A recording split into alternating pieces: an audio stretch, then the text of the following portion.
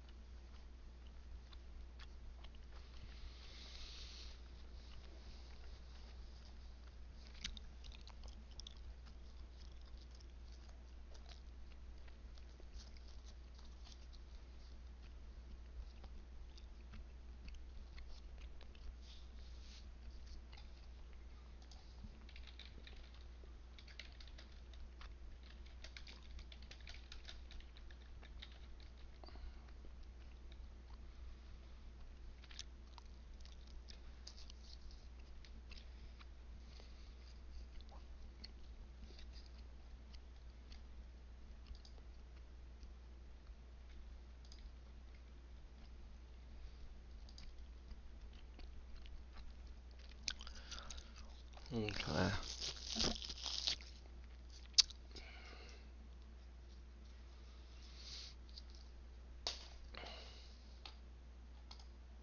Hello. Welcome to the Daily Henry George Daily Devotional, episode 26, 25, 26. Wait a minute. 5 times 5 would be 20. This is their 6th week. That's correct. And today is Tuesday. And everyone has been begging or crying out, where was yesterday's Henry George Daily Devotional? They could hardly function without it. Well, I was traveling. So we will we will continue where we left off in Book 2, Population of Subsistence, Chapter 1, The Malthusian Theory, its Genesis and Support. Malthus, I guess, was the dude who came up with this idea that population increases exponentially and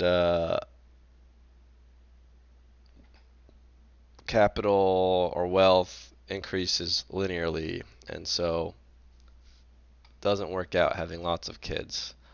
Let's go. Now, as then, the Malthusian doctrine parries the demand for reform and shelters selfishness from question and from conscience by the interposition of an inevitable necessity. It furnishes a philosophy by which Dives, as he feasts, can shut out the image of Lazarus who faints with hunger at his door. I remember looking this up a long time ago. I guess that's just a rich guy. Somebody who is named Dives. And the rich guy can ignore Lazarus at his door. By which wealth may complacently button up its pocket when poverty asks an alms, and the rich Christian bend on Sundays in a nicely upholstered pew to implore the good gifts of the All-Father without any feeling of responsibility for the squalid misery that is festering but a square away. For poverty, want, and starvation are by this theory not chargeable either to the individual greed or to social maladjustments. They are the inevitable results of universal laws, with which, if it were not impious, it were as hopeless to quarrel as with the law of gravitation. So this is pretty serious stuff. If people believe in Malthusian doctrine, it allows them to tolerate the squalor of those around them. You need to look inside your own heart and ask yourself, when you walk past all those homeless crackheads, how do you justify it? In this view, he who in the midst of want has accumulated wealth but has but fenced in a little oasis from the driving sand which else would have overwhelmed it, he has gained for himself but has hurt nobody. If you've fenced in a little oasis, you haven't hurt anybody. And even if the rich were literally to obey the injunctions of Christ and divide their wealth among the poor, nothing would be gained. Population would be increased only to press again upon the limits of subsistence or capital, and the equality that would be produced would be but the equality of common misery. I suspect billionaires sometimes think to themselves, yeah, I could give everyone $5, but would that really be such a, yeah, is that gonna actually change or help anything? Is this paragraph trying to say that money is a social construct? Tablecat asks. No, this paragraph is describing how believing in Malthusian doctrine can allow you, perhaps, to look at the poor and wretched and justify their situation as inevitable, and so not forcing the current system to not requiring any kind of change, because no change to the current system would actually help them. There would still be this inevitable conflict. Money talks about at some other points. And thus, reforms which would interfere with the interests of any powerful class are discouraged as hopeless, as the moral law forbids any forestalling of the methods by which the natural law gets rid of surplus population, and thus holds in check a tendency to increase potent enough to pack the surface of the globe with human beings as sardines are packed in a box. Nothing can really be done, either by individual or combined effort, to extirpate poverty, save to trust the efficacy of education and preach the necessity of prudence. Yes, the idea that you just have to tell poor people to get smart and be wise. A theory that, falling in with the habits of thought of the poorer classes, thus justifies the greed of the rich and the selfishness of the powerful, will spread quickly and strike its roots deep. This has been the case with the theory advanced by Malthus. And of late years, the Malthusian theory has received new support in the rapid change of ideas as to the origin of man and the genesis of species. That Buckle was right in saying that the promulgation of the Malthusian theory marked an epoch in the history of speculative thought could, it seems to me, be easily shown. Yet to trace its influence in the higher domains of philosophy, talking about the influence of Malthus, of which Buckle's own work is an example, would, though extremely interesting, carry us beyond the scope of this investigation. Okay? But how much be reflex and how much original the support which is given to the Malthusian theory by the new philosophy of development, now rapidly spreading in every direction, must be noted in any estimate of the sources from which this theory derives its present strength. The new philosophy of development. I'm not sure what George means there. Maybe he'll explain it in a moment. Is he just talking about labor, the wages for labor being commonly thought of as coming out of capital, and this being reinforced by Malthusian theory? I'm not sure. Let's see. As in political economy, the support received from the doctrine of wages, oh yes, and the doctrine of rent combined to raise the Malthusian theory to the rank of a central truth. Man, see, this is what happens when I don't read it for a week. What doctrine of rent is he referencing here? Because there's Ricardo's law of rent, which I thought George agreed with. I don't know. If you have been keeping up, straighten me out. Help me out in the comments. But I do remember his talking about this incorrect doctrine of wages. That was like all of book one. And this is supported by this Malthusian theory, where there's just not enough to go around. There's just too many people. Anyway, so this raises Malthusian theory to the rank of central truth. So the extension of similar ideas to the development of life in all its forms has the effect of giving it a still higher and more impregnable position. Remember, impregnable means not pregnatable. Impregnable, not impregnatable. Agassiz, who to the day of his death was a strenuous opponent of the new philosophy, spoke of Darwinism as Malthus all over. Don't know this guy, Agassiz. Addressed before Massachusetts State Board of Agriculture, a report, United States Department of Agriculture. Okay. And Darwin himself says the struggle for existence, quote, is the doctrine of Malthus applied with manifold force to the whole animal and vegetable kingdoms. This is from Origin of Species, Chapter 3. I've never read Origin of Species, any of its chapters. It does not, however, seem to me exactly correct to say that the theory of development by natural selection or survival of the fittest is extended Malthusianism. For the doctrine of Malthus did not originally and does not necessarily involve the idea of progression, but this was soon added to it. McCulloch, in note 4 to Wealth of Nations,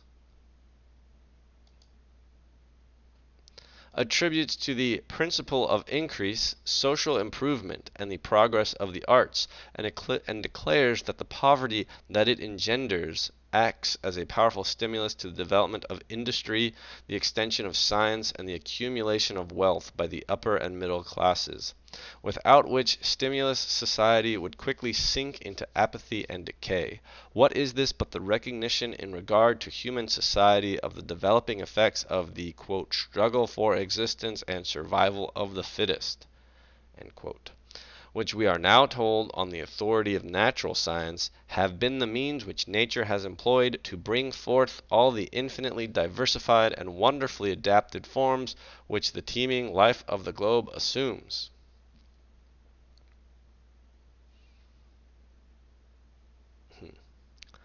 What is it but the recognition of the force which, seemingly cruel and remorseless, has yet in the course of unnumbered ages developed the higher from the lower type, differentiated the man and the monkey, and made the 19th century succeed the age of stone?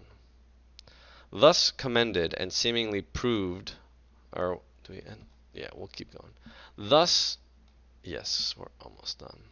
Thus linked and buttressed the Malthusian theory, the doctrine that poverty is due to the pressure of population against subsistence, or to put it in its other form, the doctrine that the tendency to increase in the number of laborers must always tend to reduce wages to the minimum on which laborers can reproduce, is now generally accepted as an unquestionable truth, in the light of which social phenomena are to be explained.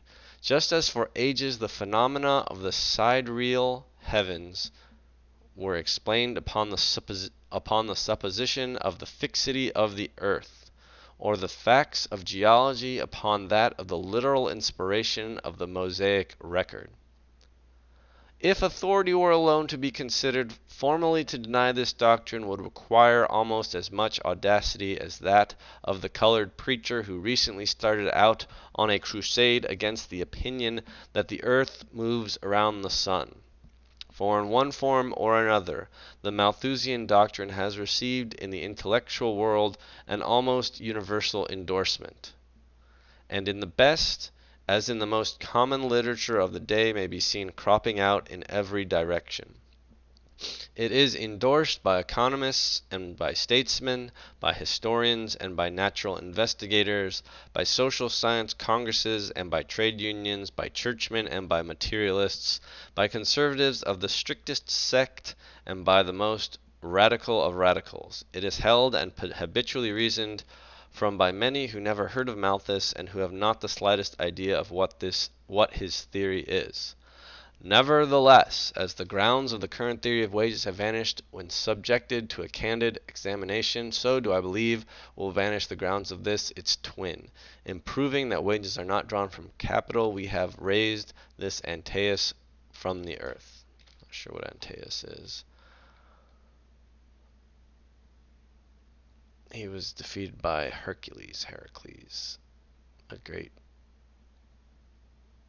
He must have been a mighty evil thing, maybe. Maybe not evil. Yeah, so is Malthus's theory with us today? Very, very few people will openly say that excess population, the poor people, should just starve and die. That people are, you know. But I mean, what is the implication of saying that we're overpopulating the earth? It's hard to say it's not that, and it's hard to think of the way we view the inevitability of the condition of workers in third world countries. I don't know. I feel like most people view that as like those people just haven't gotten their shit together somehow. And my view is partly that, and then partly extractive, exploitative international organizations and corporations uh, simply prevent them from developing. Uh, yeah. And then they empower local power structures. But anyway, that's kind of wild claims by me. I don't know. Do you know any Malthusians? See you next time. Bye bye.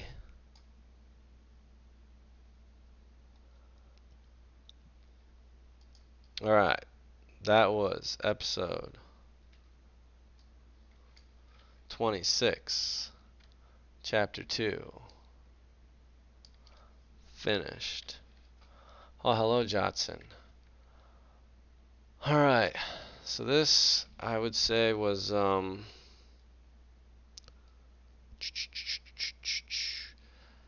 describing.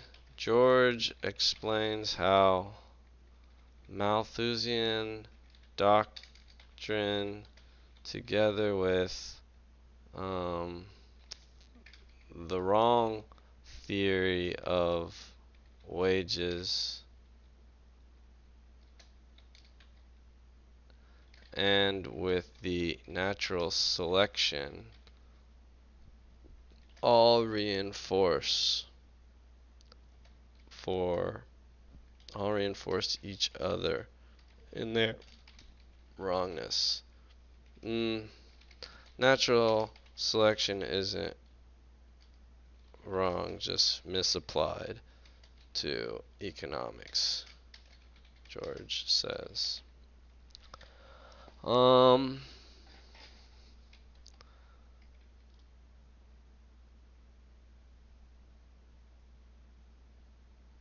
Yeah.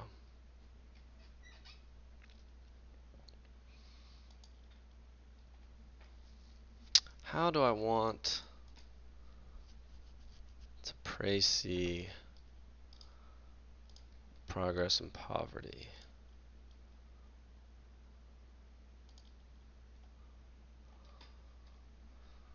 Um,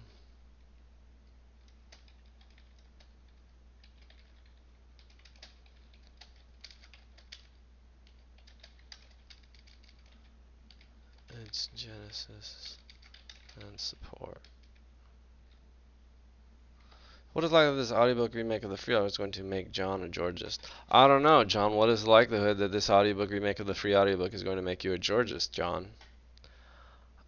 Next question though is should we have you on for an interview about where you're at, what your feelings are, is God softening your heart? Um, and then should we secretly, you know, I don't know.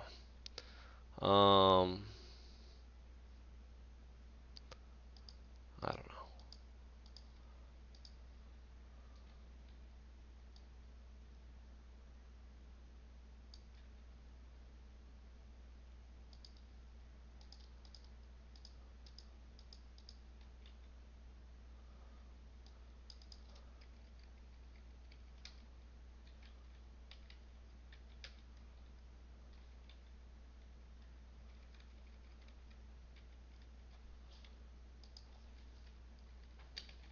Description. I have an open mind. One thing I don't think I've ever seen, not that I've looked very hard, is a concrete plan of action for implementation. Well, you're not going to get too much of that from Progress and Poverty itself. Um, did I type wrongness?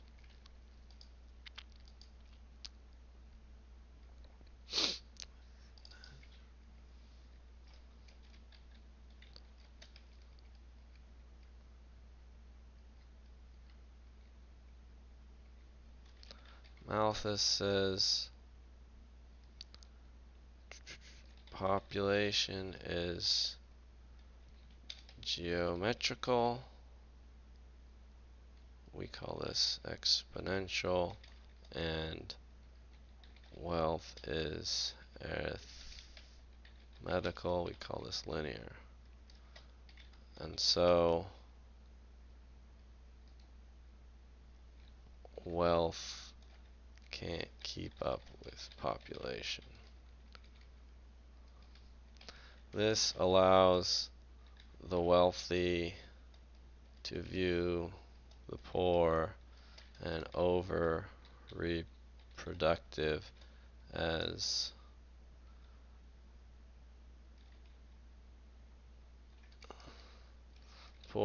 inevitable and the over reproductive as unwise. George misses his chance to quote Jesus, "The poor you will have with you always." We can't have you be convinced too soon, you know.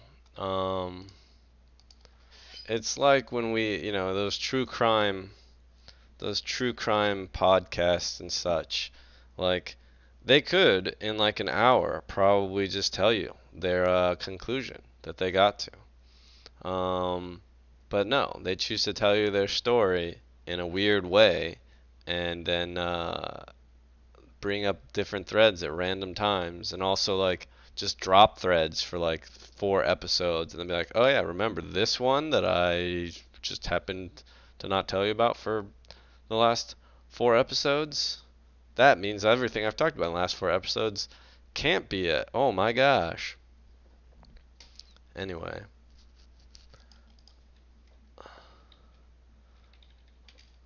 Progress and right. Progress and poverty pracies. I don't know how you do the fancy E. Oh. Did I just close that? Huh.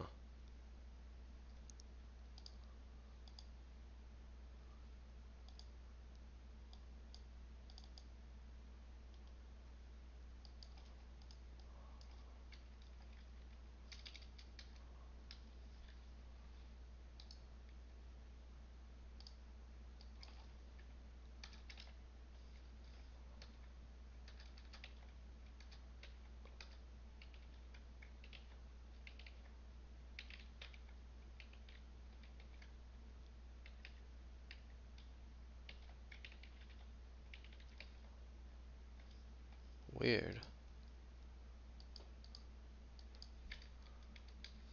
Anyway, we need to record another episode. HGDD 26. Book 2, Chapter 1. Finished? I think is what. Book 2, Chapter 1 continue. Yes, that is where we're at.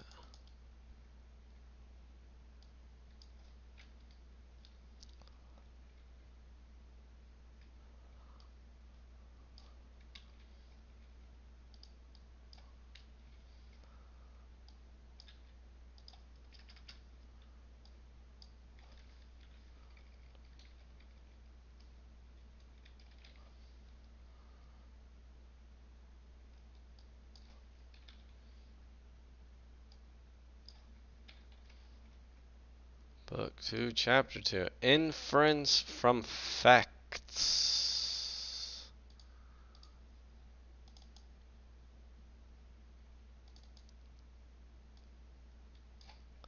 Inference from facts.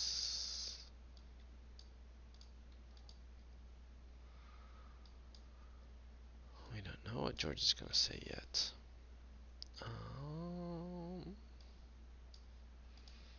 Alright, here we go. I don't like it when I start with the sound.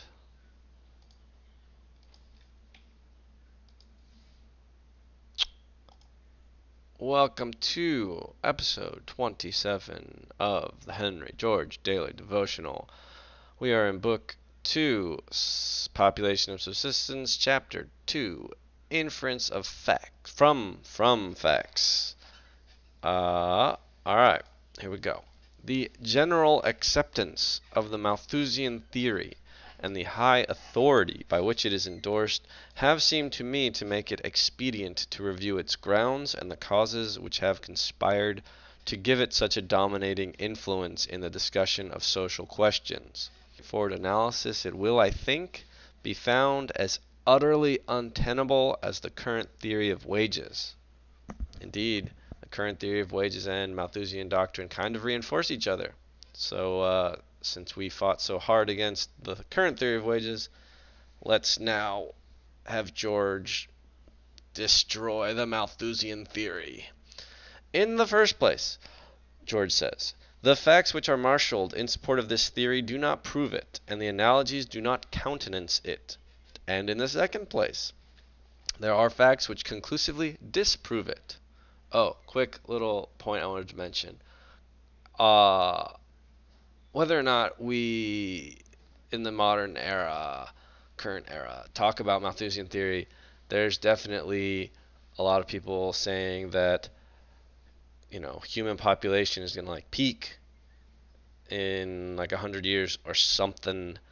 And there are people who think it's very bad that we're starting to not have enough kids, and there are some people who think, I guess it's okay. I don't know. So this does seem still relevant. Alright, back to George. And in the second place, there are facts which conclusively disprove it. Malthusian theory. I go to the heart of the matter in saying that there is no warrant, either in experience or analogy, for the assumption that there is any tendency in population to increase faster than subsistence.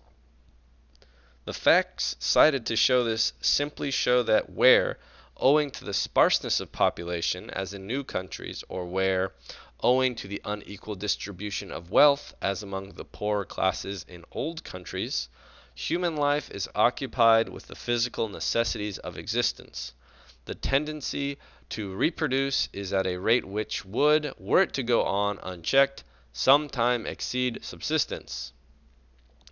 Jotson, that's John, the man we're all here to try to persuade, says that people are saying peak humans in 2086 at 10.4 billion. That's what all the predictors are predicting.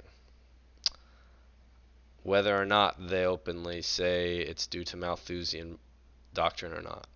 I don't know. Yes. So we continue with George. Um, the idea is we would reproduce unchecked and we would at some point exceed subsistence. All right. George says, but it is not a legitimate inference from this that the tendency to reproduce would show itself in the same force where population was sufficiently dense and wealth distributed with sufficient evenness to lift a whole community above the necessity of devoting their energies to a struggle for mere existence. Nor can it be assumed that the tendency to reproduce, by causing poverty, must prevent the existence of such a community. For this manifestly would be assuming the very point at issue, and reasoning in a circle. And even if it be admitted that the tendency to multiply must ultimately produce poverty, it cannot from this alone be predicated of existing poverty that it is due to this cause, until it be shown that there are no other causes which can account for it. A thing in the present state of government, laws, and customs manifestly impossible. Yeah. It is funny when we consider the historical context of this. Like, let's see, population of Earth in 1879. World population by year. 1879. Doesn't even go back that far. We don't know. All right, well, in 1900, we had 1.6 billion, and that would be 21 years after Progress and Poverty was published. So they're all worried at 1.76 billion, probably around 1.5 billion or something when it was published, that they were overpopulating the earth. And now we are at 8 billions. All right. This is where George continues. This is abundantly shown in the quote essay on population itself. This famous book, which is much oftener spoken of than read, is still well worth perusal, if only as a literary curiosity. Perusal meaning like to study intently, which people often misuse. Yes, to peruse is to read or examine something, not to browse. Anyway, the contrast between the merits of the book itself and the effect it has produced, or is at least credited with, for those Sir James Stewart, Mr. Townsend, and others share with Malthus the glory of discovering the principle of population, it was the publication of the Essay on Population that brought it prominently forward, is, it seems to me, one of the most remarkable things in the history of literature, and it is easy to understand how Godwin, whose Political Justice provoked the Essay on Population, should until his old age have disdained a reply. It begins with the assumption that population tends to increase in a geometrical ratio, while subsistence can at best be made to increase only in an arithmetical ratio, an assumption just as valid and no more so than it would be from the fact that a puppy doubled the length of his tail while he added so many pounds to his weight. To assert a geometric progression of tail and an arithmetical progression of weight. And the inference from the assumption is just as Swift in satire might have credited to the savants of a previously dogless island, who, by bringing these two ratios together, might deduce the very striking consequence that by the time the dog grew to a weight of 50 pounds, his tail would be over a mile long and be extremely difficult to wag, and hence recommend the prudential check of a bandage as the only alternative to the positive check of constant amputations. I don't remember this analogy. Constantly cutting off the dog's tail because we're worried the tail will be unmanageable by the dog's slow growing body. That's pretty gruesome there, George. Commencing with such an absurdity, the essay includes a long argument for the imposition of a duty on the importation and the payment of a bounty Table Cat says, this sounds like a late April Fool's joke. Yes, today is the day after April Fool's. George was off by a day. He didn't know I would read it on the wrong day. And the payment of a bounty for the exportation of corn. The essay includes a long argument for the imposition of a duty on the importation and the payment of a bounty for the exportation of corn, an idea that has long since been sent to the limbo of exploded fallacies. And it is marked throughout the argumentative portions by passages which show on the part of the reverend gentleman the most ridiculous incapacity for logical thought, as for instance that if wages were to be increased from 18 pence or 2 shillings per day to 5 shillings, meat would necessarily increase in price from 8 or 9 pence to 2 or 3 shillings per pound, and the condition of the laboring classes would therefore not be improved. A statement to which I can think of no parallel so close as a proposition I once heard a certain printer gravely advance, that because an author whom he had known was 40 years old when he was 20, the author must now be 80 years old because he, the printer, was 40. This confusion of thought does not merely crop out here and there, it characterizes the whole work. Footnote. Malthus' other works, though written after he became famous, made no mark, and are treated with contempt, even by those who find in the essay a great discovery. The Encyclopaedia Britannica, for instance, though fully accepting the Malthusian theory, says of Malthus' political economy, quote, "It is very ill arranged, and is in no respect either a practical or a scientific exposition of the subject. It is in great part occupied with an examination of parts of Mr. Ricardo's peculiar doctrines, and with an inquiry into the nature and causes of value. Nothing, however, can be more unsatisfactory than these discussions. In truth, Mr. Malthus never had any clear or accurate perception of Mr. Ricardo's theories, or of the principles which determine the value in exchange of different articles." End quote. Dang, I did not know the Encyclopaedia Britannica offered such opinionated opinions. Ooh. Anyway, poor Malthus. It seems like I don't know. We'll continue with George. The main body of the book is taken up with what is in reality a refutation of the theory which the book advances. For Malthus' review of what he calls the positive checks to population is simply the showing that the results which he attributes to overpopulation actually arise from other causes. Of all the cases cited, and pretty much the whole globe is passed over in the survey, in which vice and misery check increase by limiting marriages or shortening the term of human life, there is not a single case in which the vice and misery can be traced to an actual increase in the number of mouths over the power of the accompanying hands to feed them.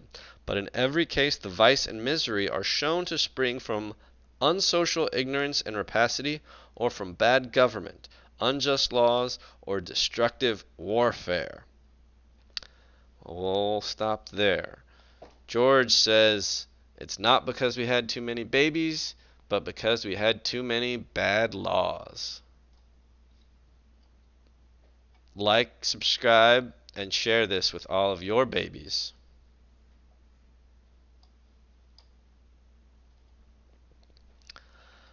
California just raised wages for fast food workers to 22, so we'll see what that does.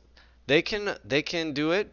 California's doing like by industry. It's not like a flat California fast food minimum.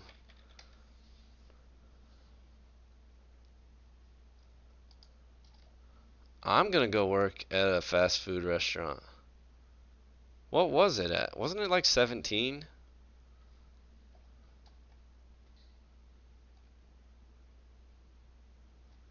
Oh, okay, it's 15.50 an hour.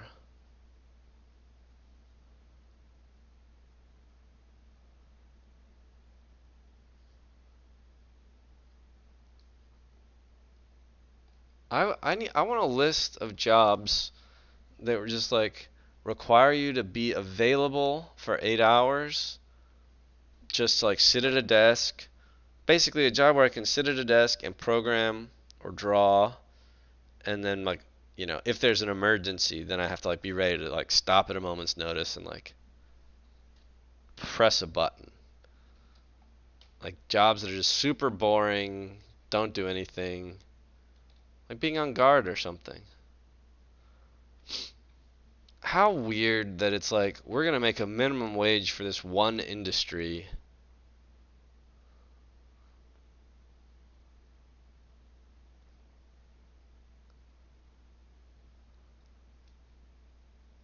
Look at that guy.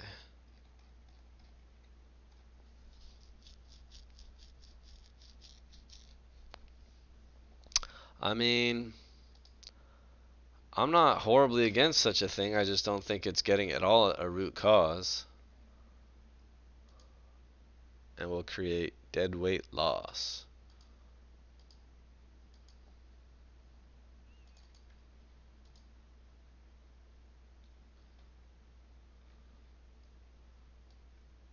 Alright, this is where we left off.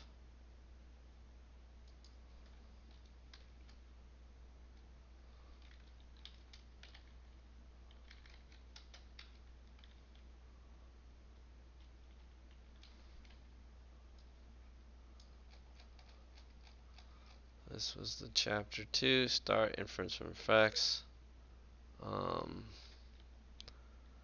What did we learn? Um,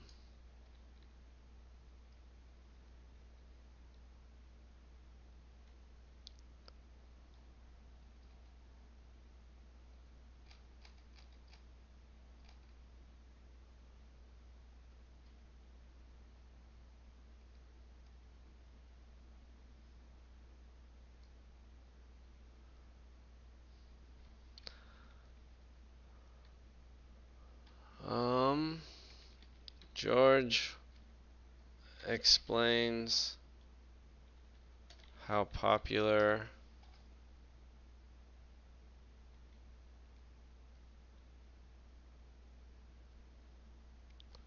and prevalent Malthus is.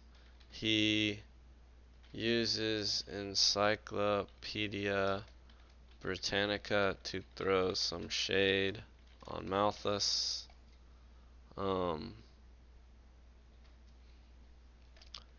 Then George claims all of Malthus' examples can be explained by bad laws, not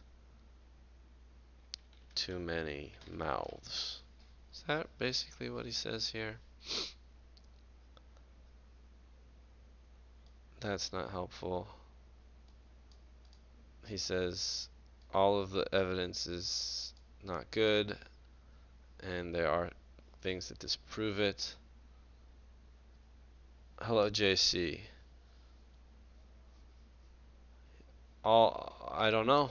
Maybe you did, maybe you didn't. We're dealing with Malthus and his view that too many babies, that we have babies faster than we make money, and so that's why there's poor people.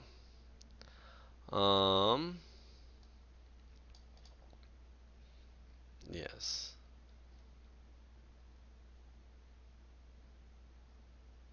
Oh, he has the dog analogy.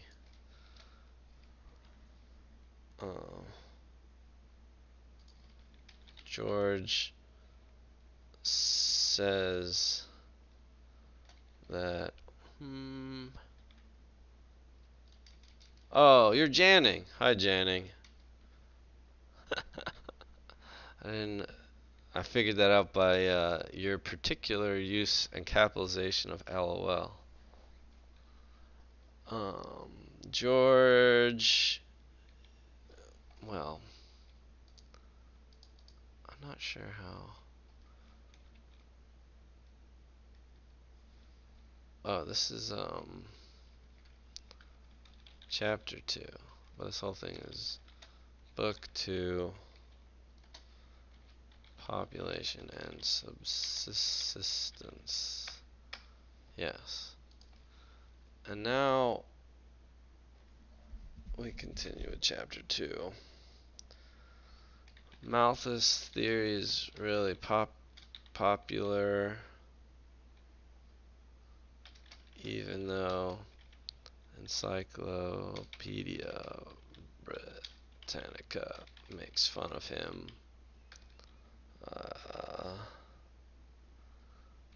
George compares Malthus' doctrine to assuming a dog's tail needs to be amputated since it it initially grows faster than its body or something. Very funny.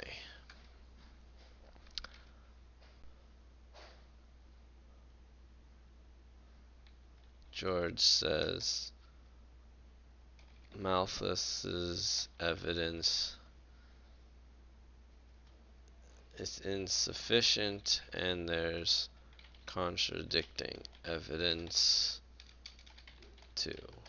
Can always explain his examples by bad laws, not too many mouths. Something like that. You wonder why Malthus thought that. Did did we get like when he first starts the explanation? It's so. The current doctrine is there. The doctrine of Malthus has given his name.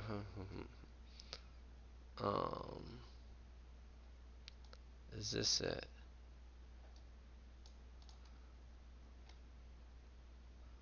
Examination of the Scotch attributes mainly to Malthus the honor of decisively proving the current thing by advancing his current. No, this is Buckle.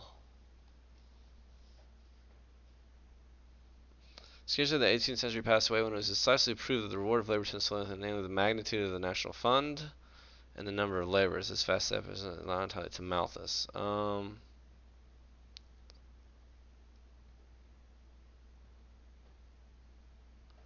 Yeah, I don't know. Here's just like where Malthus just says. Yeah, I remember this. He says just this, let's say that there's 11 million people. And then he says in 25 years population doubles, so then we'll be at 22 million. And he says just the food supply will just increase by 11 million every 25 years. Let's see. The famous doctrine which, ever since its enunciation, has so powerfully influenced thought, not alone in the province of political economy, but in regions of even higher speculation, was formulated by Malthus in the proposition that, as shown by the growth of the North American colonies, the natural tendency of population is to double itself at least every 25 years. So they're blaming us. They're blaming America. So if it doubles every 25 years, he calls this geometrical ratio, which is also we call exponential. And then while the subsistence that can be obtained from land under the circumstances the most favorable to human industry could not possibly be made to increase faster than in an arithmetical ratio, or by an addition every 25 years of a quantity equal to what it produces at present.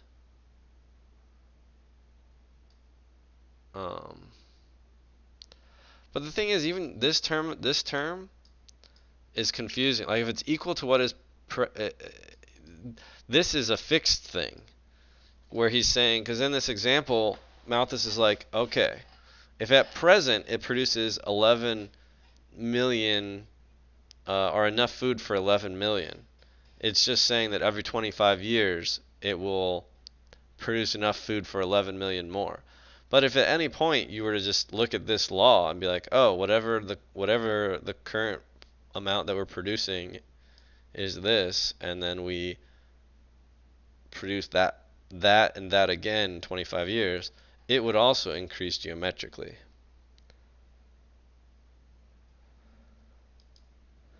Yeah, well, it's not even that.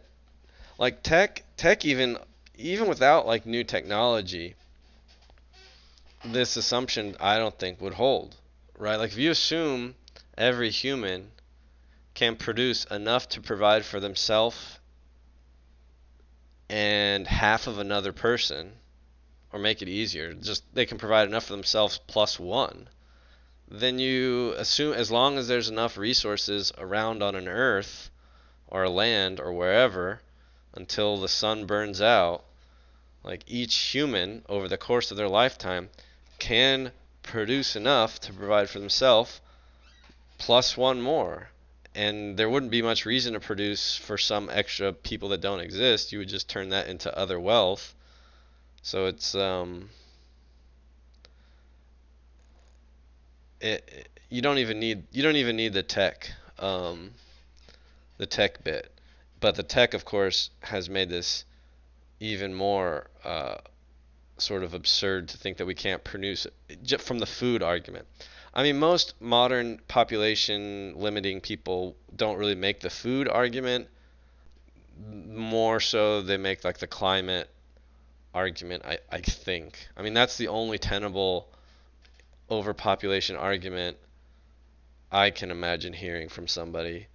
Um, Other than like in the extreme, like, hey, the sun only provides X amount of energy, and the energy needs of a human are, there are people who are saying we need to reduce our, that are a little anti-tech and anti-consumption, saying we need to reduce how much energy each human uses up.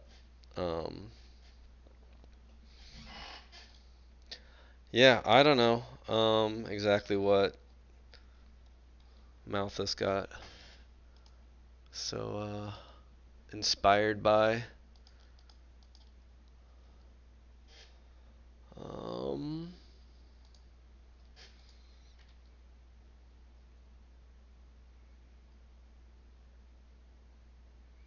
I mean, other than like the same frustration that Henry George had, which was like you look around these big fancy cities that are so rich, yet there's like all these starving people, and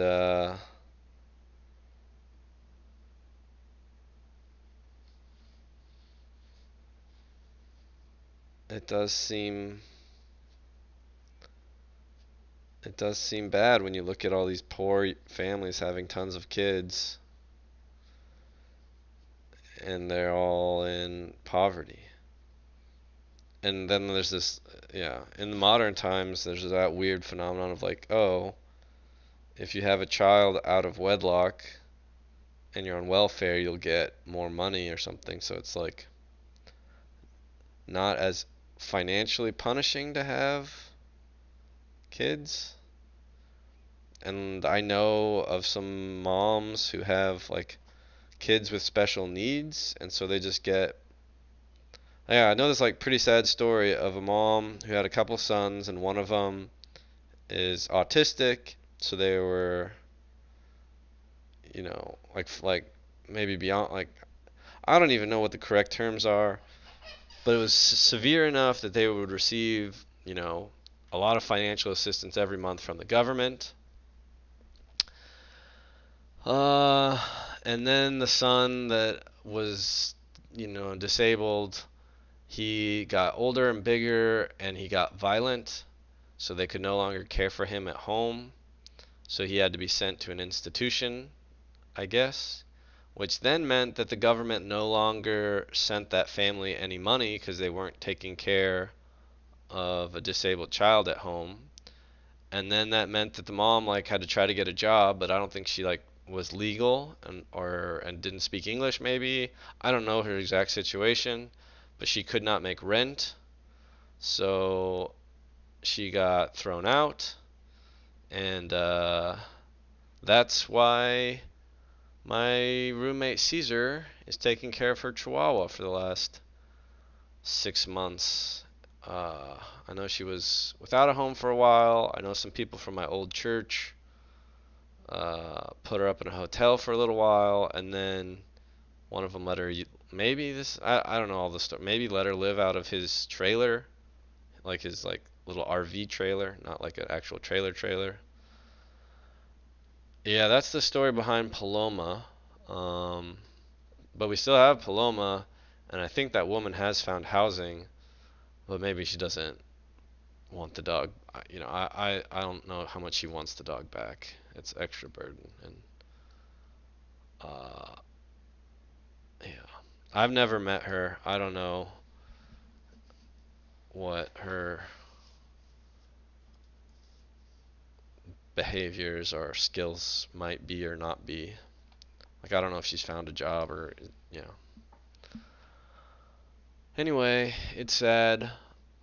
It's just one example for good or ill. You wonder what sort of child could tell if it could speak. Hmm.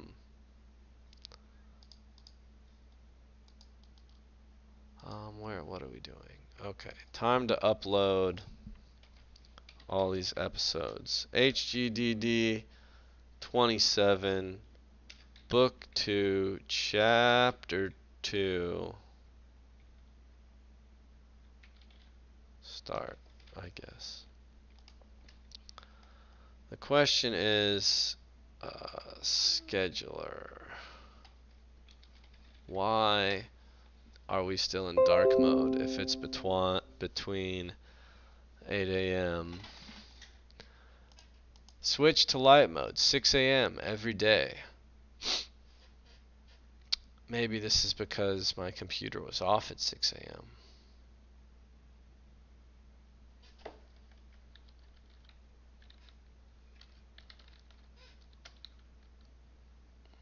Turn on light mode system wide.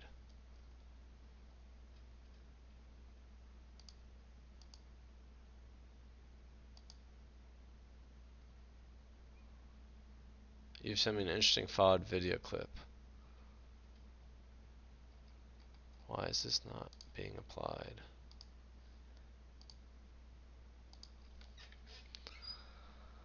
Light mode. Customize. Display settings. Night light. Advanced display settings.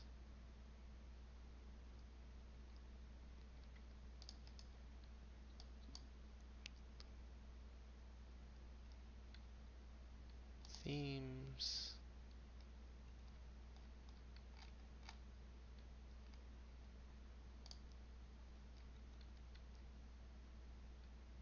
I thought it was themes. Light. Dark. Light. Alright, this is light. Hooray. Light mode. Well, I suspect you have to close and reopen Chrome. Nope, Chrome is staying in dark mode.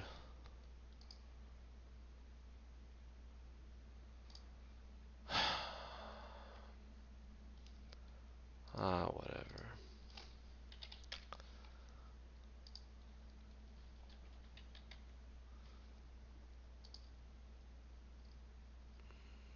No, we're not updating because every time we do, it doesn't work anyway. We will... I forget what happens when you do it two at the same time.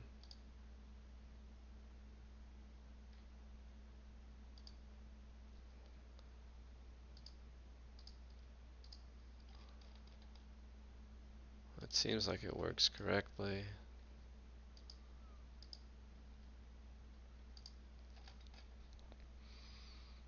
We're not logged in. There we are, it's Henry George. We will upload a video.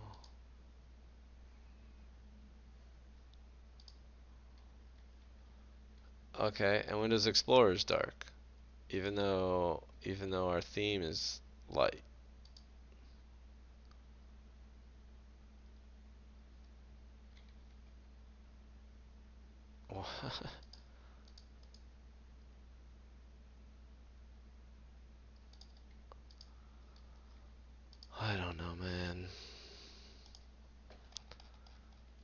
I care?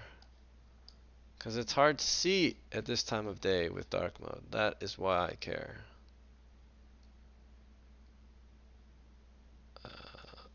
HD 26.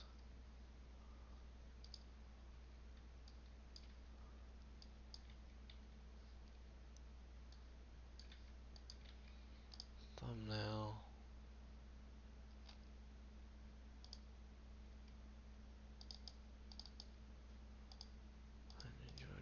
Devotional. Not made for kids. No. Our tags. We are in English. Never aired.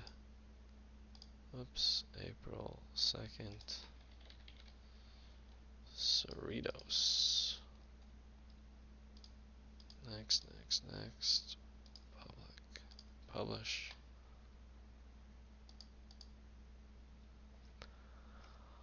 Create. Upload video.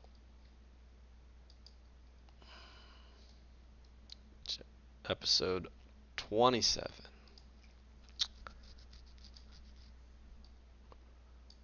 The start of chapter 2.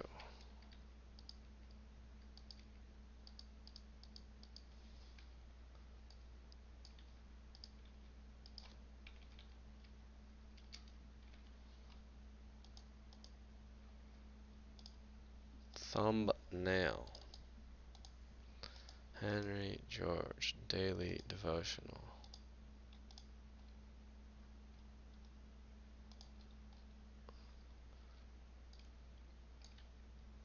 Tags. English. Today. Oops, I didn't change this on the other one. Oh well. What did I leave off? Is it still upset about this? Yes, it was still upset about that. Public.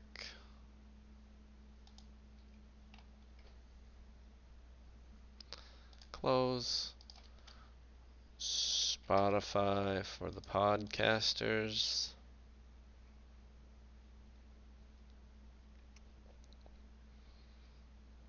New episode. Select a file. 26.wave. Finished. Boom. Now. No. Season 1, episode 26. No poll, because nobody cares. Generating that preview. Oh, when you go too fast, it just can't hang. I don't need to see the preview. Spotify for podcasters.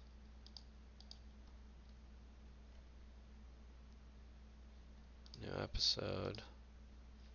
Alright, this one's ready to publish.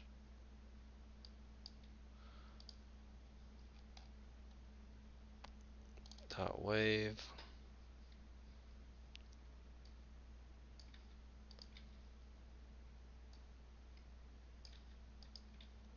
Now, no. 127.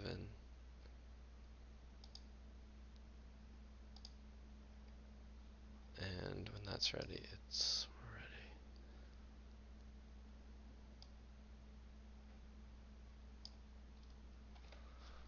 Alright.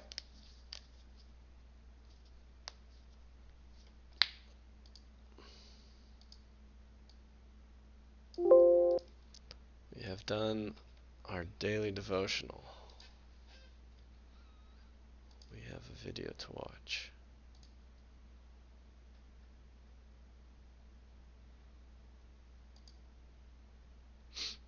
Yes, they all just joined the tool circle. Beautiful.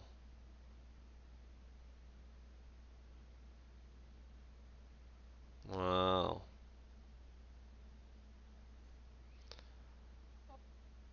Whoa. This is artwork, Scrubbles.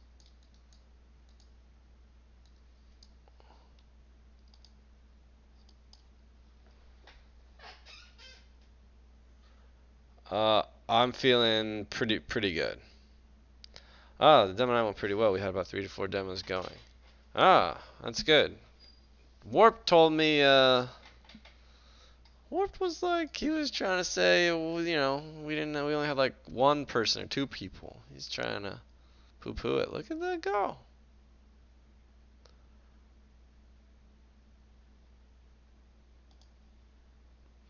What were all those errors, though?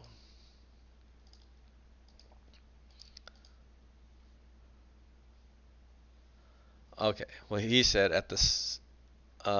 last night we still did presentations as only one person at the start of the night had something to demo. However, we kept it shorter in order to get the demo section quicker. In the end, a couple more people stepped up to demo. I think this works where we gauge how many people can demo and then cut down the presentations if enough. For instance, 5 to 6 presentations only on demo night. Might need to get a better sign-up process for demos and presentations. I said, sounds reasonable. We'll see if more people appear who have things to demo. Yeah.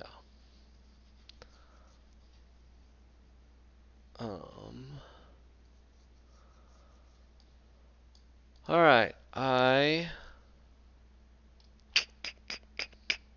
never sure how to transition if I want to. Well, I am going to go brush my teeth.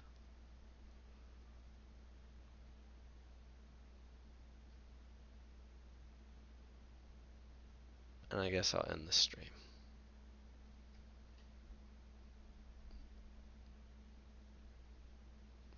See ya.